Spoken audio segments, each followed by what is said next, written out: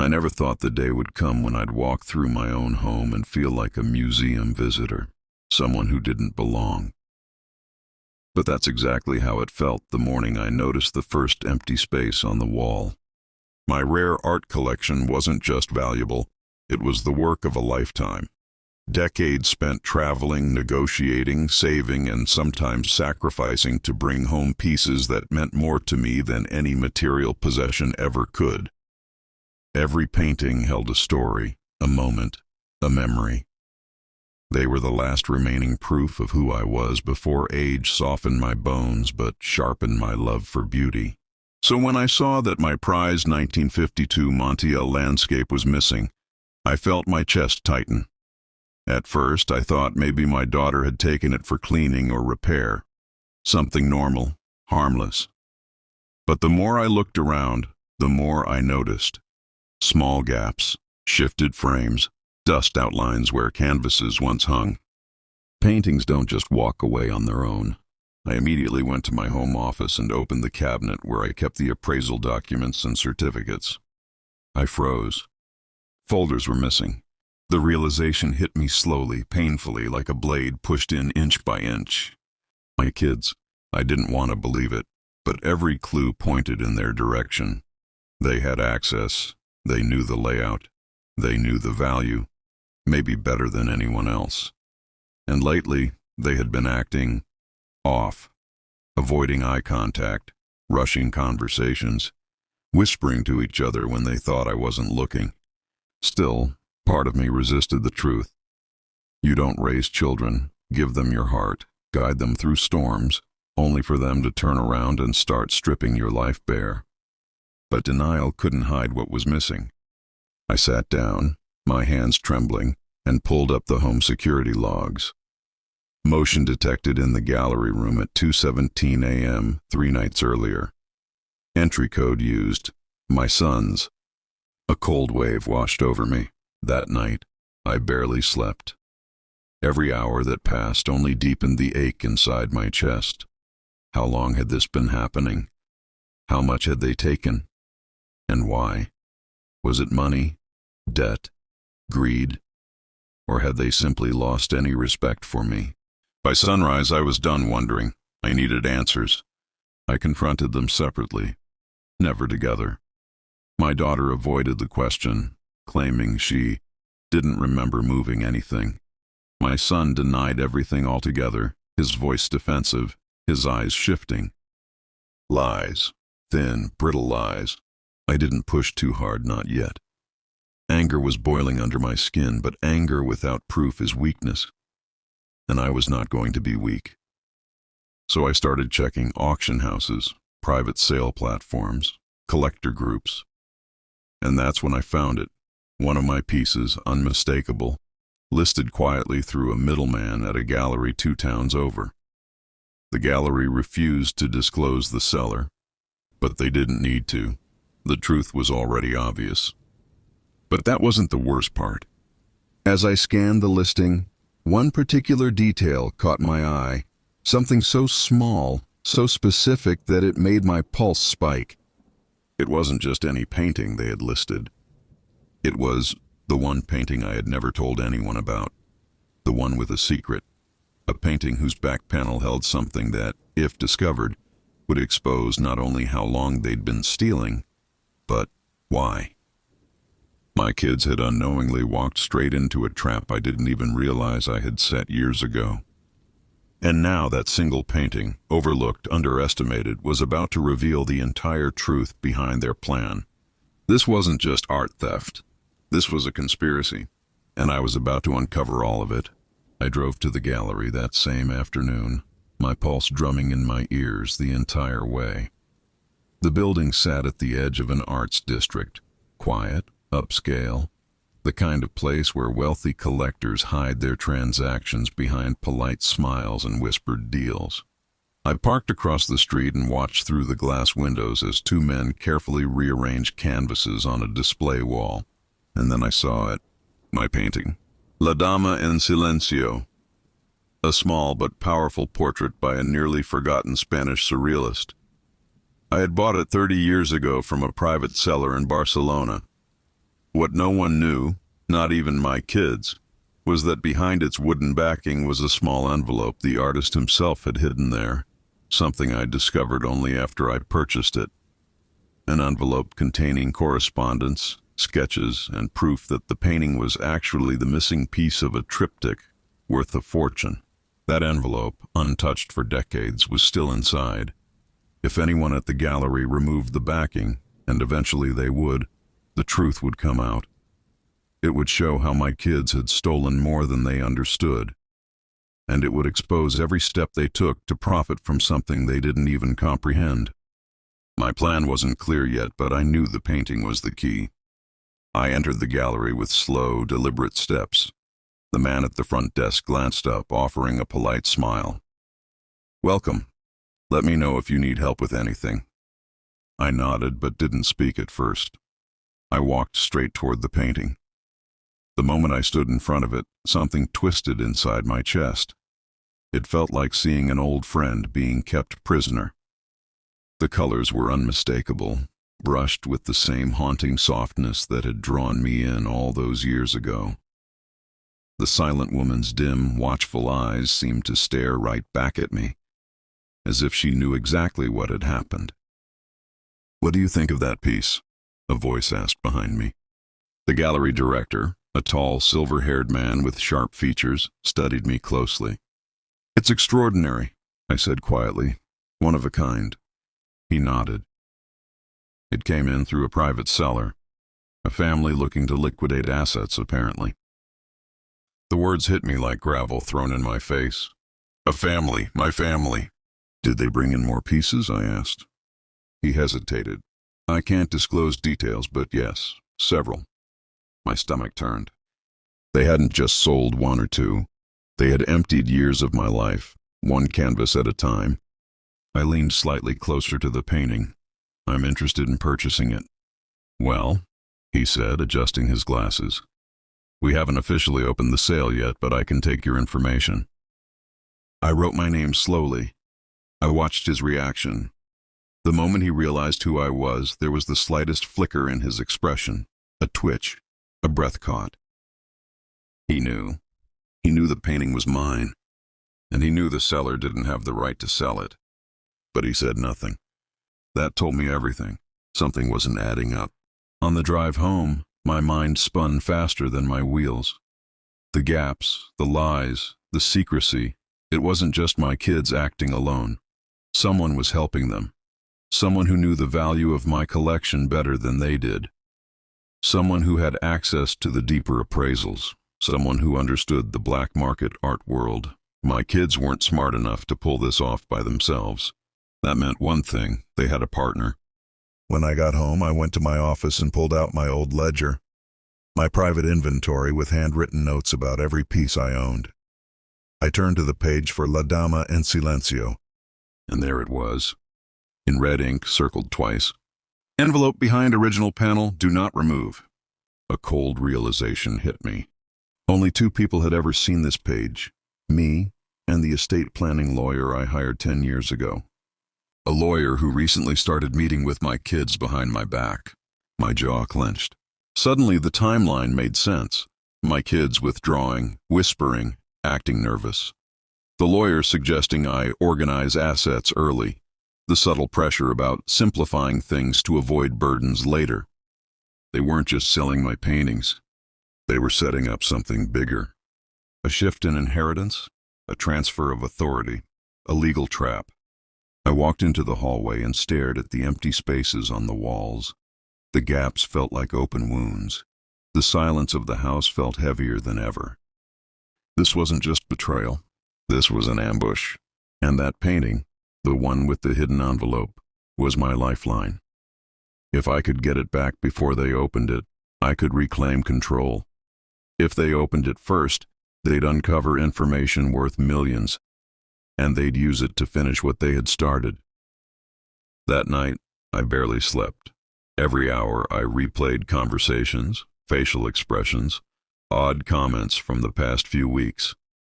By the time dawn crept through the curtains, I wasn't angry anymore. I was focused. My kids thought they were dealing with an old man who had grown soft. They had forgotten who taught them how to negotiate, how to read people, how to stay 3 steps ahead. They didn't realize the collector they were stealing from was the same man who had once outsmarted dealers from Madrid to Buenos Aires. They thought they were taking advantage of a weakness, but what they had awakened was the fighter I thought I'd retired long ago. And the first step in getting my life back, recovering the painting that would expose every one of their lies. The next morning, I drove back to the gallery before they opened. I parked across the street again, watching the soft glow of the interior lights flicker on one by one. I wasn't there to storm inside or confront anyone. I was there to observe, to learn. Revenge isn't loud. Revenge is patient. At exactly 9:06 a.m., the gallery director stepped out from a side entrance. He locked the door behind him and walked briskly toward a black SUV parked at the curb. He wasn't alone. My son, Eric, climbed out of the passenger seat. For a moment, the world went quiet. My breath stopped halfway in my chest. They shook hands, and then Eric handed him a folder. I leaned forward in my seat, gripping the steering wheel so tightly my knuckles went white. They spoke for no more than 30 seconds before the director slipped the folder under his coat and hurried inside. My son got back into the SUV and drove away. I sat there, stunned, feeling something inside me crack in a way I'd never felt before. Anger wasn't even the right word. It was something colder, something heavier, a disappointment that settled deep into my bones. Eric wasn't helping sell the paintings. Eric was orchestrating it, and the gallery director wasn't just a middleman. He was partnered with my children. I forced myself to breathe. I forced myself to think. And as painful as it was, I forced myself to accept the truth. This wasn't a mistake. This wasn't confusion. This wasn't a desperate attempt to handle finances. This was a plan that had probably been unfolding for months, maybe longer. I went home and opened my old safe. Inside were the original purchase documents for every painting I owned. Signatures, provenance trails, appraisal histories, everything I needed to prove what belonged to me. I laid them out on the dining table, row by row, painting by painting, until the entire surface was covered. And that's when I noticed something I had never paid attention to before. Each document had a small reference number handwritten in pencil at the top corner. I always assumed the numbers were my own notes for organization. But the handwriting wasn't mine. It was the lawyer's. The same lawyer who met with my kids recently. The same lawyer who told me it was time to transfer responsibilities. The same lawyer who insisted we discuss the future of the estate. Slowly my heart dropped into my stomach. He had been cataloging my assets, not for my benefit, not for estate protection, but for acquisition. One tight breath escaped me, shaky and worn. I leaned back in the chair and stared at everything in front of me. Eric, my daughter Lily, the lawyer, the gallery director, 4 people pulling strings behind my back, all connected by one thing, my collection. And at the center of it all, the painting with the hidden envelope. The envelope was more valuable than the artwork itself. It contained proof of authorship, rare sketches, and correspondence that elevated the entire piece into a multi-million-dollar category if authenticated. If they discovered that envelope before I got it back, they'd have leverage. They could claim ownership. They could tie it legally to the estate transfer they were building behind closed doors. They could ruin me. I couldn't let that happen. That afternoon, I made a decision I never thought I'd make. I reached out to someone from my past, a man named Calderon, a private art recovery specialist. Not exactly legal, but not exactly criminal either. He lived in the gray area between collectors who lost pieces and buyers who acquired them through questionable channels. He owed me a favor, one I never thought I'd cash in. When he picked up the phone, his voice was the same as always, dry, calm, knowing. "Old friend," he said, "I wondered when I'd hear from you again." I told him everything. The theft, the betrayal, the painting, the hidden envelope. There was a pause on the line. Then, "You should have called sooner." This isn't a simple sale. Someone's building a full-scale transfer scheme. And that envelope? If it gets opened, they'll use it to prove you're unfit to manage your own estate. A chill went through me. Unfit? Think about it, he said. If they can argue cognitive decline, financial instability, or mismanagement, they don't have to wait for you to die. They can take control while you're alive. My hand tightened around the phone. My kids weren't just selling my things. They were trying to take my life out from under me. Can you get the painting back? I asked. Yes, he said, but not through the gallery. What do you mean? They're planning something. I can feel it. They're not going to keep the painting in the main hall. They'll move it to private storage, tonight or tomorrow. My heart picked up its pace. How do you know that? I've been doing this long enough to know when a gallery director is hiding something. And if your son met him in person, they're accelerating the plan. He was right. They were moving fast, faster than I realized. What do I do? I asked quietly. There was another pause. Then he said something I wasn't prepared for. You're going to need proof, not just of ownership, proof of intent, proof that they acted behind your back, knowingly and deliberately. Otherwise, if this goes to court, they'll frame you as unstable. My chest tightened painfully. They're my kids. I know, and that's why they'll win sympathy unless you have absolute evidence. I closed my eyes. The words stung more than I expected. Evidence. Against my own children. But he was right. Without proof, the world would believe them. The lawyer would spin a narrative. The gallery director would cover himself. My kids would cry on cue. I'd lose everything. I opened my eyes, staring at the empty walls where my collection used to hang. I'm ready, I whispered. For what? Calderon asked. For whatever comes next. There was a soft exhale on the line. Good, he said, because tonight we make our move. That night the world felt unnaturally still. Not quiet. Still. The kind of stillness that settles right before a storm hits. I stood at my living room window with the lights off, watching the glow of the city in the distance while replaying every moment of the past week. My kids, my blood, my own family, selling my life piece by piece, and planning to take the rest while I was still breathing. A part of me wanted to collapse under the weight of it. Another part of me, the older version of myself I thought I had buried, began rising again. At exactly 11:14 p.m., my phone vibrated. A single message from Calderon. Move now. I grabbed my coat and headed outside. The night air felt sharp, like it was cutting through each breath I took. My car was parked down the street to avoid drawing attention. I got in, turned the key, and started driving toward the gallery. As the streets emptied, my mind filled with a kind of cold clarity. Not anger, not grief, just focus. The gallery sat on a corner lit by a few scattered street lamps. Most of the block was dark at this hour. Only the faint glow of a security light shone through the gallery's high windows.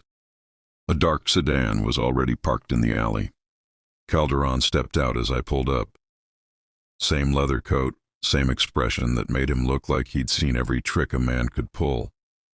He motioned for me to follow him around the side of the building. The alley door was reinforced steel, but he held up a small device, something between a scanner and a stethoscope.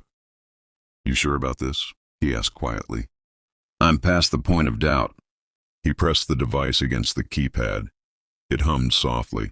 Within 10 seconds, the lock clicked. Inside, the air was cold and smelled faintly of paint and old wood.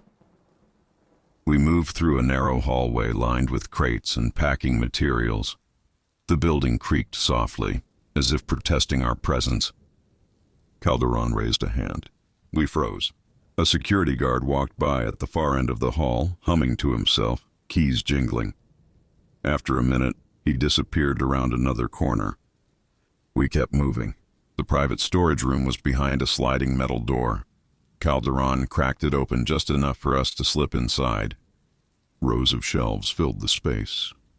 Sculptures wrapped in cloth, frames stacked in careful columns, canvases leaning against the far wall.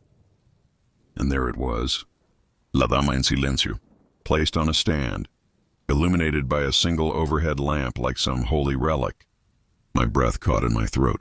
Seeing it again this close, it felt like being reunited with a part of myself. I walked toward it slowly, reverently. My hand hovered inches above the frame. "They haven't opened the backing yet," Calderon whispered. "If they had, the screws would be on the table."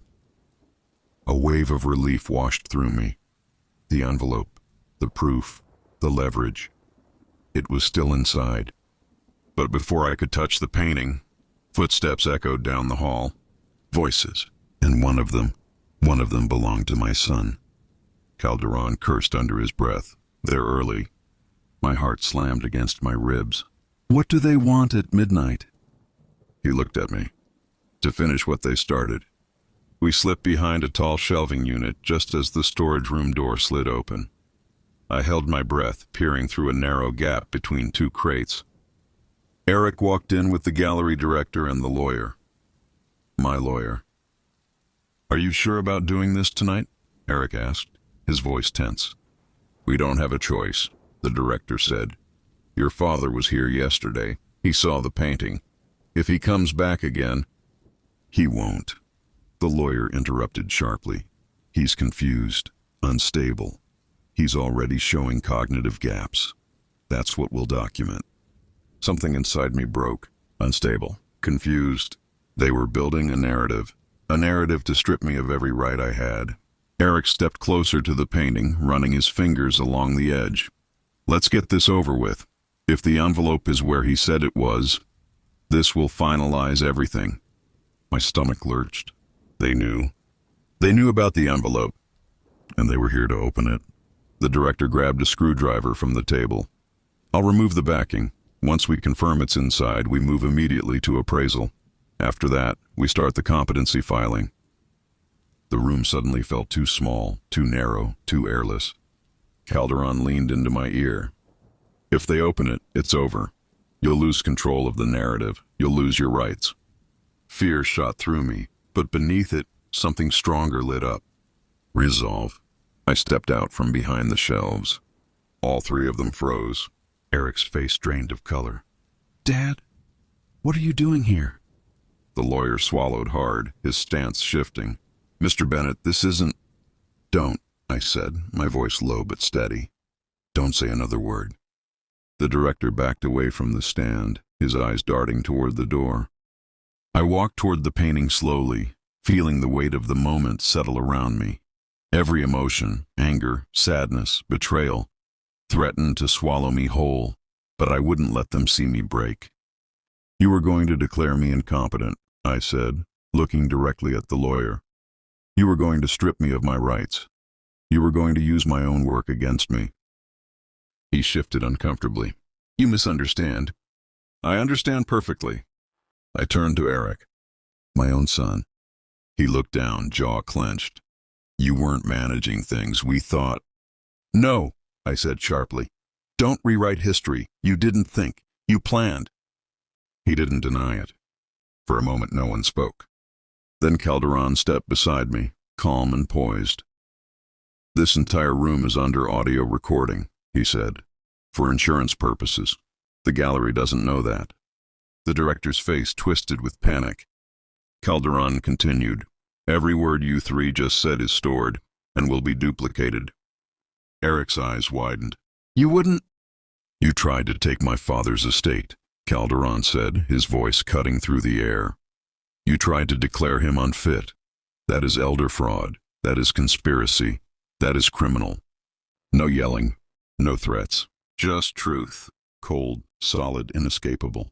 The lawyer stepped back like he'd been slapped. I took a breath and looked at all of them. "Leave," I said softly. "Right now, before this gets worse for you." The three of them hesitated, then hurried out, the door slamming behind them. I stood alone with the painting, finally able to breathe. But this wasn't the end. This was the moment everything shifted, and tomorrow I would use that recording, that envelope, and the truth buried behind the canvas. To end their plan once and for all, I barely slept after leaving the gallery. The house felt different when I walked inside, heavier somehow, like the walls themselves had watched everything unfold and were waiting for my next move. I sat at the kitchen table with a cup of coffee that went cold before I ever touched it. I wasn't thinking about revenge yet. I was thinking about the moment my son looked me in the eyes and didn't recognize the man who raised him. But by sunrise, the grief hardened into something else, something sharper, something clearer. Resolve. I called Calderon at 7 in the morning. "We have what we need," he said. "The recording alone is damning, and the painting still holds the envelope. That gives you leverage they can't challenge." I nodded slowly, staring at my empty walls. "Then it's time. Time to confront them. Time to reclaim what they tried to steal. Time to end this." He told me exactly what steps to take, who to call, which authorities handled cases like this, how to present everything so it would be airtight, how to protect myself from the tricks people use when they're caught doing something unforgivable. He prepared me, but nothing actually prepares you for turning in your own family. At noon sharp, I drove to my lawyer's office, my real lawyer, the one I hired long before the traitor slithered his way into my kid's ears. She was sharp, steady, and had the expression of someone who had seen every kind of betrayal imaginable. When I handed her the flash drive with the audio recording, she listened with her eyes closed, jaw tightening with every passing second. When it ended, she sat up straight. "This," she said, "is conspiracy, fraud, financial exploitation, and attempted guardianship abuse. And they were stupid enough to spell it out in plain English." She didn't sugarcoat anything. "You understand what this means? Once we file, they'll be investigated immediately. They'll be forced to answer questions under oath. The gallery director could lose his license. The lawyer could be disbarred. Your children could face criminal charges." My hand shook slightly, but my voice didn't. "They tried to take my life while I was still in it." She nodded once. "Then let's make sure they never succeed." Within the hour, the complaints were filed. Copies were secured. Backup recordings were made. Every step was logged, time-stamped, notarized. By the time I walked out of her office, the wheels of justice were already turning.